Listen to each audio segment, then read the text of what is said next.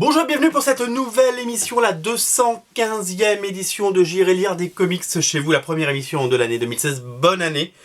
L'émission qui reprend donc en ce lundi 11 janvier. Pourquoi il n'y a pas eu d'émission avant? Tout simplement parce qu'il n'y a pas eu de lecture. Pour qu'il y ait des émissions, il faut qu'il y ait des sorties et des lectures. Comme il n'y a pas eu de comics depuis quasiment un mois, puisque vous savez qu'il y a des sorties début décembre et qu'après il n'y a rien, et que j'ai vécu jusqu'à fin décembre sur des choses que j'avais achetées après, eh bien, voilà, j'ai attendu les nouvelles sorties pour vous parler. Alors, nouvelle émission avec un programme très très riche, vous allez voir, beaucoup de choses.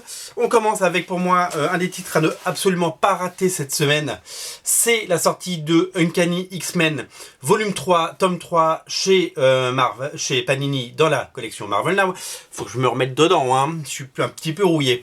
Avec Brian Michael Bendis bien entendu au scénario, Chris Bachalo au dessin, Chris Anka qui prend de plus en plus de place et d'importance dans la série, et un épisode signé Marco Rudy qui fait écho aux événements de Infinity et Humanity.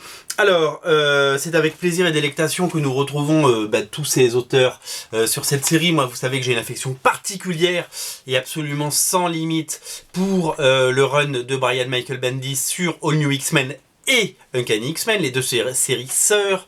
Donc cet album numéro 3 se passe après le crossover Battle of the Atom, la bataille de l'atome, donc le tome 5 de All New X-Men. Donc c'est la suite directe. Les deux séries sont liées, intimement liées.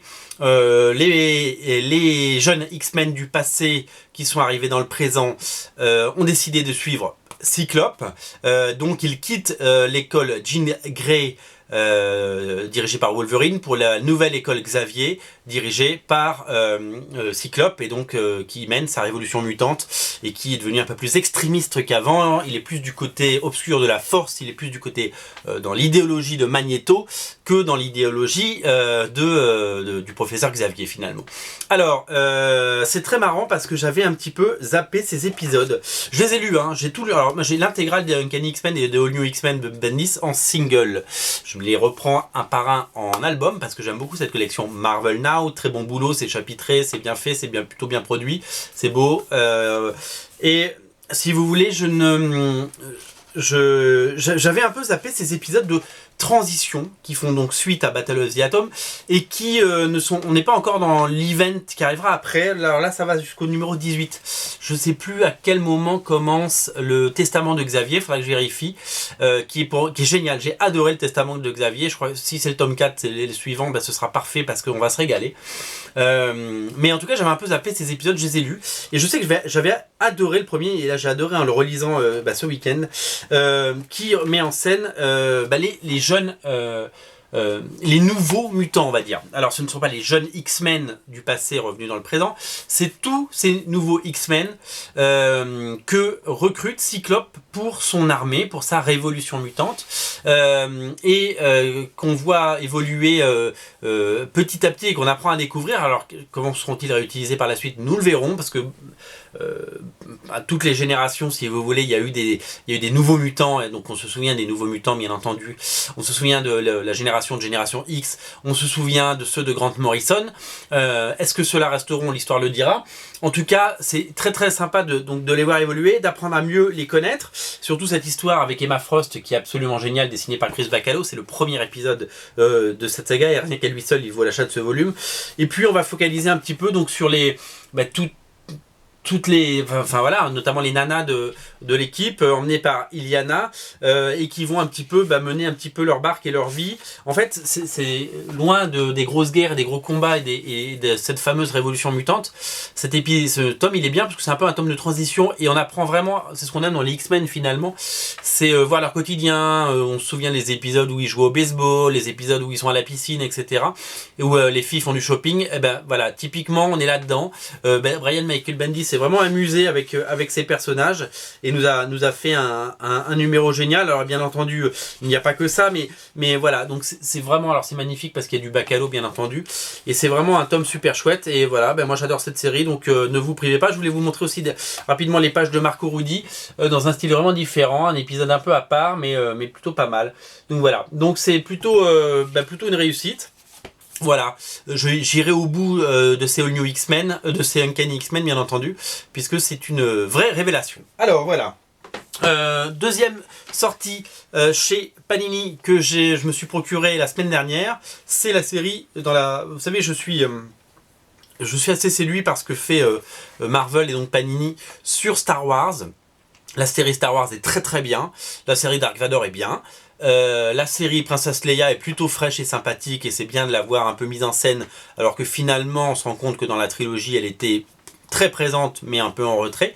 Et donc ils ont décidé de mettre en avant les seconds couteaux, on va dire, second couteau non, les personnages secondaires, voilà, c'est plus juste, avec cette série sur Lando, sur Lando Calrissian, le propriétaire du Faucon Millenium, si vous avez vu l'Empire contre-attaque, et donc il a eu droit à sa propre série. Alors pourquoi j'ai pris ce comics ?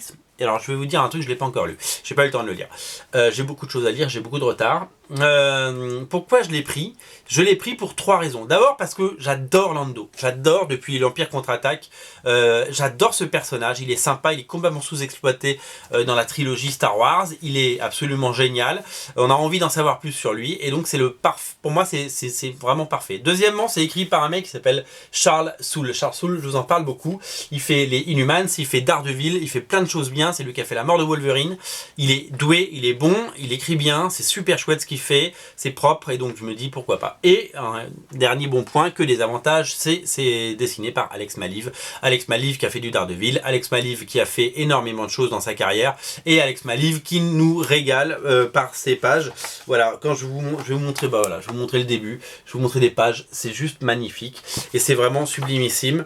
Voilà, c'est vraiment à tomber par terre. Voilà, et rien que ça donne envie de le lire. Donc je l'ai pas encore lu, je crois que c'est quasiment la deuxième fois que je l'ouvre pour vous le montrer, mais je voulais vous en parler. Je vais me lire ça tranquillement dans la semaine un soir, et je pense que je vais me régaler. En tout cas, je suis séduit, plus que séduit par ce qui se passe. Alors les prochaines mini-séries, ce sera quoi ?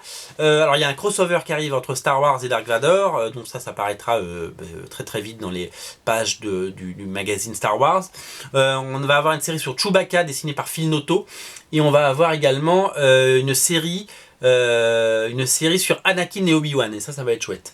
À noter que Alex Maliv, c'est quoi son actualité ? Il va dessiner la nouvelle série Iron Man qui s'appelle International Iron Man, scénarisée par Bendis, donc le duo de Daredevil se reforme, Brian Michael Bendis, Alex Maliv, sur International, c'est en prévente sur originalcomics.fr, bien entendu. Donc ça, voilà, ça je vais le lire et je vous en reparlerai. Alors, Secret Wars bat son plein en France, ça vient de débuter. Secret Wars, donc le grand chamboule-tout de Marvel, qui va faire disparaître l'univers Ultimate notamment, et qui va redéfinir certaines choses, et qui va donner lieu au prochain relaunch, bien entendu, celui dont on a beaucoup parlé dans les émissions Un jour un comics, si vous les suivez. Très bonnes émissions d'ailleurs, il faut les suivre sur cette chaîne. Et donc une série que j'avais pas pris en VO, et que j'ai décidé de prendre en TPB, en trade paperback, donc en relié souple, c'est Old Man Logan. Alors Old Man Logan, c'est qui ? Old Man Logan, c'est cette mini-série donc qui était inclus dans la série Wolverine, mais c'est quand même aujourd'hui une mini-série, enfin c'est une saga à part entière, scénarisée par Mark Millar, dessinée par Steve McNiven, 8 numéros de mémoire sur un futur apocalyptique à la Mad Max, dans lequel Wolverine est une espèce c'est un truc désertique, on se croirait dans Ken le survivant. Wolverine ne s'appelle plus Wolverine, s'appelle Logan, on l'appelle Old Man Logan, donc le vieux Logan. Et donc il n'utilise plus ses griffes, et il a un lourd passé, on va apprendre ce qui se passe dans l'histoire. Si vous n'avez pas lu Old Man Logan, il faut le lire, c'est une tuerie. Et Old Man Logan, ils ont décidé de l'intégrer. Alors comme Wolverine est mort dans la continuité normale, ils ont intégré Old Man Logan à Secret Wars, donc dans cette espèce de grand univers partagé de Warzone, je vous laisserai découvrir. Et donc ils ont fait une série scénarisée par Brian Michael Bendis, qui sortait tout droit des X-Men, et dessinée par Andrea Sorrentino qui a longtemps fait du Green Arrow avec Jeff Lemire, et donc c'est très drôle parce qu'ils vont retravailler ensemble très bientôt. Donc graphiquement c'est assez spécial, mais c'est très très beau. Et donc cette série prolonge le plaisir, hein, finalement ça démarre là où Wolverine nous avait laissé, dans cette espèce de futur, mais comme tout va être bien entendu redéfini dans cet univers, on va avoir plaisir à redécouvrir certains personnages, etc. et à replonger, si vous voulez, dans l'univers d'Old Logan. Alors l'univers d'Old Logan ne va pas s'arrêter là, parce qu'Old Logan, suite à Secret Wars, je vous spoil pas en vous disant ça, c'est pas un spoiler, puisque après cette mini-série qui a cartonné, ils vont nous faire une série régulière à la place de Wolverine, pour avoir le vrai Wolverine Logan, et Old Man Logan va continuer. Brian Michael Bendis va laisser sa place à Jeff Lemire, le scénariste de Extraordinary X-Men. Il faut lire Extraordinary X-Men, c'est une tuerie. Et donc c'est Sorrentino qui reste bien entendu dessinateur de la série, et le premier numéro sort en janvier. Donc ça c'est plutôt pas mal. Dans quelques jours, vous pouvez le précommander sur Original Comics en single. Qu'est-ce que je voulais vous dire d'autre ? Oui, donc Old Man Logan intègre également la série Extraordinary X-Men, également scénarisée par Jeff Lemire. Donc on va bouffer beaucoup de Old Man Logan, et c'est bien d'avoir cette voilà, Logan ils l'ont tué parce qu'ils l'avaient sauré, et puis aussi pour embêter un petit peu Fox, mais Old Man Logan ils peuvent faire plein de choses avec, parce que le personnage est complètement fou et complètement tourmenté et très violent, et c'est plutôt chouette. En tout cas, graphiquement c'est super, c'est vraiment voilà, c'est une très très bonne mini-série. Moi j'ai un seul défaut par rapport à ça, c'est la qualité décroissante des TPB chez Marvel c'est une saloperie. Quand on achète des original graphic novels, comme par exemple la Rage of Ultron, la Rage Ultron, le papier c'est du papier à cigarette, on a l'impression qu'on va déchirer les pages. Là le papier est bon, mais la reliure, alors déjà c'est des TPB, donc il y a 5 numéros, ils sont ridiculement petits. C'est vrai qu'on était habitué plutôt à des TPB de 7 ou 12, de 6 ou 12 épisodes, là ou 8. Là 5 épisodes, on a vraiment l'impression que on va le manger et on va encore avoir faim après. Et puis c'est surtout que ça vaut maintenant quand même 18$. Alors à l'avant ça en coûtait plutôt 15, et puis comme le dollar était bas, ça nous coûtait 13€. Maintenant 18$, ça nous fait quasiment 17€. Ça fait un petit peu cher pour un TPB d'une qualité. On a l'impression, vous savez, de voir ces TPB de chez les indépendants, comme voilà, les TPB de chez Zenescope sont pas de très bonne facture. Enfin maintenant ils le sont mieux. Le dernier, la Little Mermaid, était bien, la petite sirène, mais voilà, je suis un peu déçu par la qualité d'édition. J'espère que quand Panini nous sortira ça en relié, ce sera de meilleure facture, et peut-être que je me le reprendrai d'ailleurs à ce moment-là, parce que là, pour le moment, c'est pas beau du tout. Mais en tout cas, la série est excellente, et voilà, ça fait partie des très très bonnes séries pour moi de Secret Wars.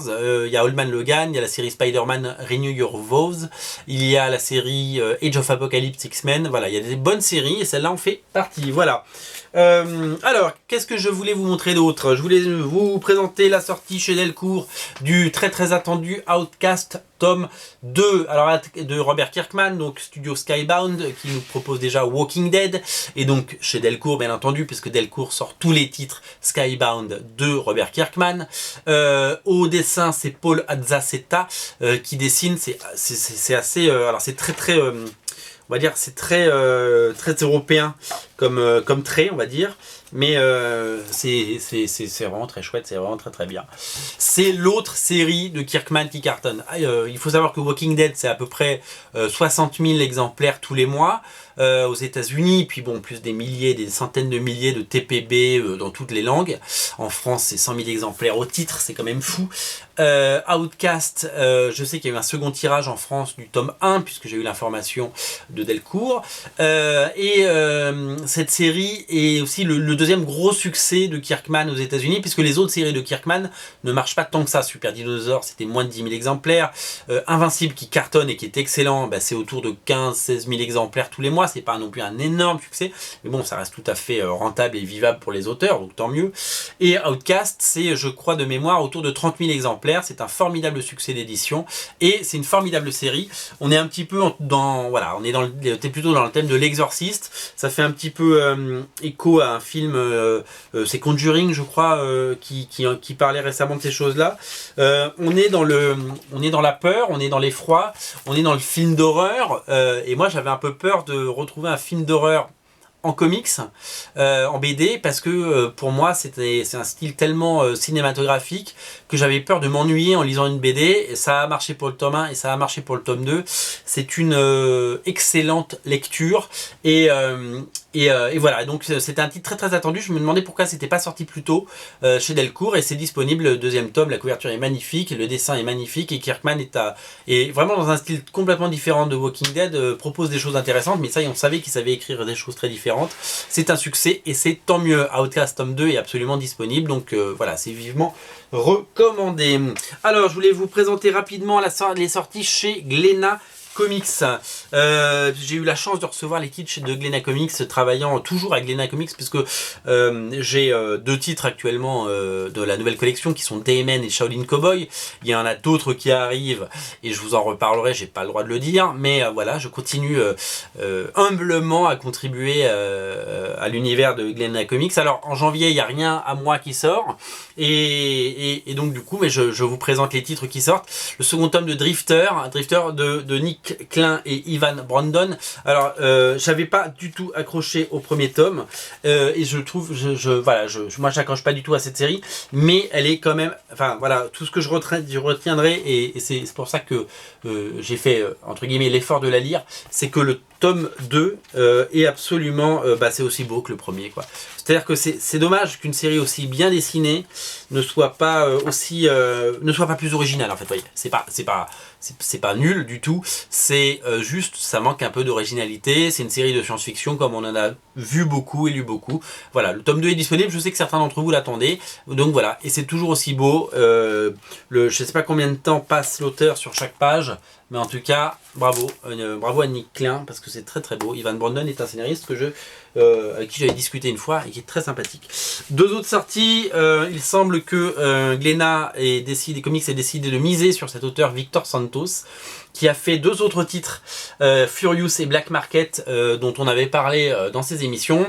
Le nouveau s'appelle Polar venu du froid, dans un style assez... alors il y a très peu de texte, c'est très graphique, c'est très Sin City, c'est très Eduardo Risso, et ça je dois vous avouer que j'ai beaucoup plus aimé. Ça pour le coup, c'est plus mon univers, même si graphiquement je pense que... alors c'est un format à l'italienne. Alors faut savoir que Glénat, c'est un peu les spécialistes de un bouquin, un format. Ça c'est assez curieux. Voilà, mais donc ça joue sur le noir, le blanc et le rouge. On est vraiment dans des trucs... graphiquement c'est super chouette. C'est super chouette, même si on a déjà vu ça dans Sin City ou dans 100 Bullets finalement, à des moments. Je dois avouer qu'on se laisse prendre, et que voilà, ça s'appelle Polar venu du froid, et c'est un bon polar. Et voilà, donc ça si je dois vous recommander un titre Glénat en janvier, c'est celui-là, voilà, tout simplement.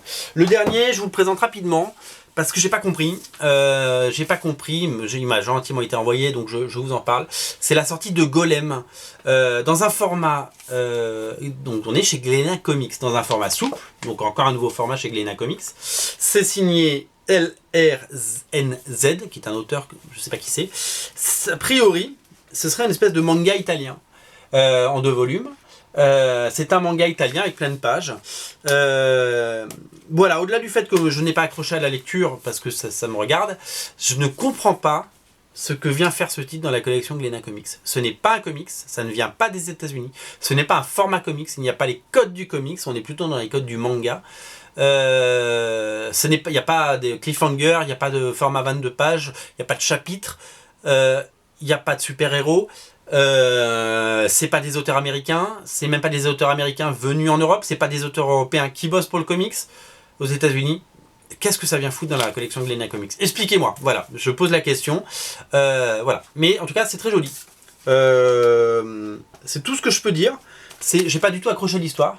J'ai pas du tout accroché à l'histoire, mais voilà, c'est très joli.